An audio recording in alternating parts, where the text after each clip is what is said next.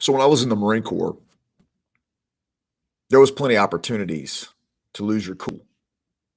I mean, let's be honest, you're around a bunch of guys that, you know, are trying to do their own thing or have their own personalities and hang-ups. We're all a little different. Depending on where you fall in that chopping block would probably determine the level of your cool. But ultimately, I lose my cool.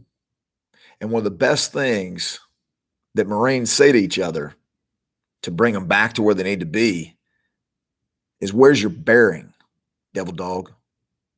How about that military bearing? This is the Warrior Podcast, episode 98. Let's talk about losing your cool and your bearing and what that means as a warrior for God's glory.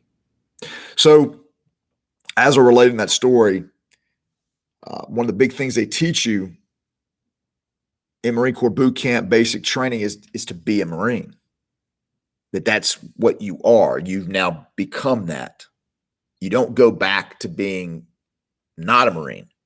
And that kind of differentiates a lot of times the Marine Corps from other services. And I'm not trying to get into that. That's got its own issues. But my point is here that Marines are all about being Marines. And the reason why that is because it's an identity. It's who you are. At least that's how they teach it or push it. And here's the thing. We have to remember, I have to remember that we represent someone much larger than ourselves. We represent something much larger than ourselves. So we represent God and his kingdom. And so we need to remember that we need to display that. When we put on Christ, that's who's on display. It isn't you. You're representing more than yourself. So ask yourself, how are you projecting that, him, and the kingdom to the world?